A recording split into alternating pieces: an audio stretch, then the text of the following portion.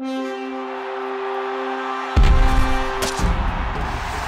Adam Anschel for Pro Football Weekly with an analysis of the 5th round of the NFL Draft presented by Verizon Fios. I'm joined by senior editor Eric Edholm. Eric, really the first notable pick of the 5th round, quarterback taken by the Chiefs. Yeah, Ricky Stanzi is a guy that I think a lot of people think can really develop into something in time. He made strides each of his years, and I see a little bit of Matt Schaub in him. I know Tom Brady's been the comparison a lot of people have made. That may be a little too rich, but you know, I still think Schaub is a top 10 quarterback in this league, and a good situation there with Matt Castle entrenched. Give him some time to learn. I think a surprise for a lot of people with such an early run on quarterbacks that maybe some don't think really deserved it. Stanzi slipping all the way to the 5th.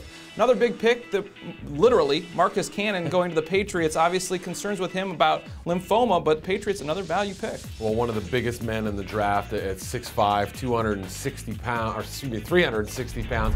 Here's a player who I think would have been somewhere in the top 50 choices had that lymphoma diagnosis not come down. This is a pick for next year. They can put him on the PUP list if he's ready at some point this season. They may have extremely good value, but I suspect Marcus Cannon will end up being a very good run blocking guard in this league. Nice luxury to have in your team like the Patriots. You can just let a guy sit for a while. At the 142nd overall pick, a guy that you really like, Tennessee got Carl Klug. I tell you what, I've got a little bit of a man crush on this guy. You know, watching the Iowa-Missouri game, the bowl game, it was clear that throughout his season he had been the most productive Iowa lineman. We're talking about guys like Adrian Clayborn and Christian Ballard who went ahead of him.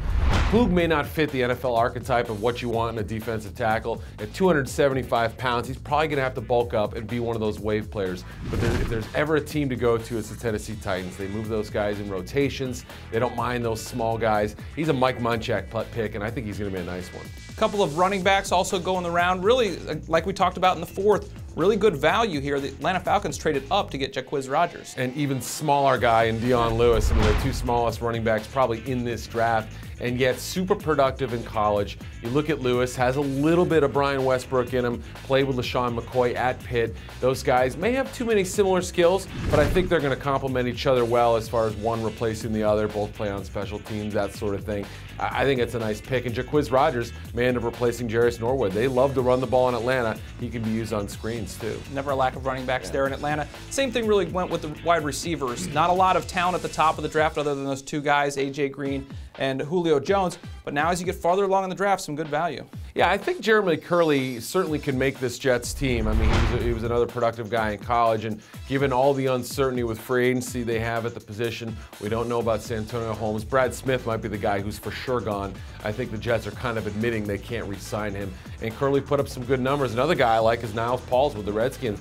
That was the position many thought they could go at 10. If Julio Jones was there, they would have run that card up to the podium. Instead, they get a guy in Paul who, hey, he didn't have the production in college, but I think he's got the measurables and the skill to be a better pro than he was a college player. It seems like there's an interesting development going on with the New England Patriots. We've seen a couple of running backs, some O-line, and now a tight end. And a tight end whose specialty is blocking. Right. Lee Smith essentially is a 6th lineman out there, a guy who started his career at Tennessee, had some problems off the field. Now they say he's practically a saint.